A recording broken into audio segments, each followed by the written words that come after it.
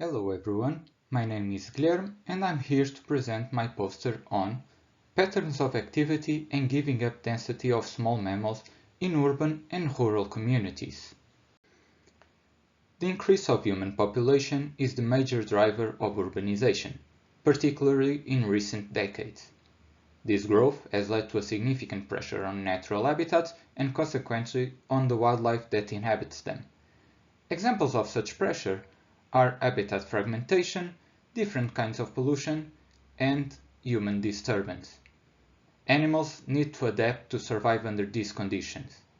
In this study, our aim was to analyze the difference in activity and feeding behavior between urban small mammals and their rural conspecifics.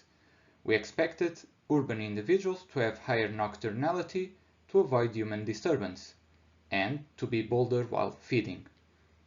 To fulfill our aim, we combined two methods, camera trapping and giving up density, known as GOOD, both performed in rural and urban landscape. Camera trapping is a well-known method to map the activity pattern of animals. The GOOD test, which measures the remaining food that was left by the last animal visiting a patch, was used to assess the perceived cost of foraging. The combination of these two methodologies allowed us to record extra information such as the number of visits to the patch, which species visited, did the animals feed on site, or did they harvest their food. Our most relevant results show that urban Mus pretus, in blue, had a different activity pattern than their rural conspecifics, in green. While this was expected, it doesn't seem to be to avoid human disturbance. If that was the case, the peak activity should be later in the night, when humans are less active. We believe that this difference is to avoid their competitors on each landscape.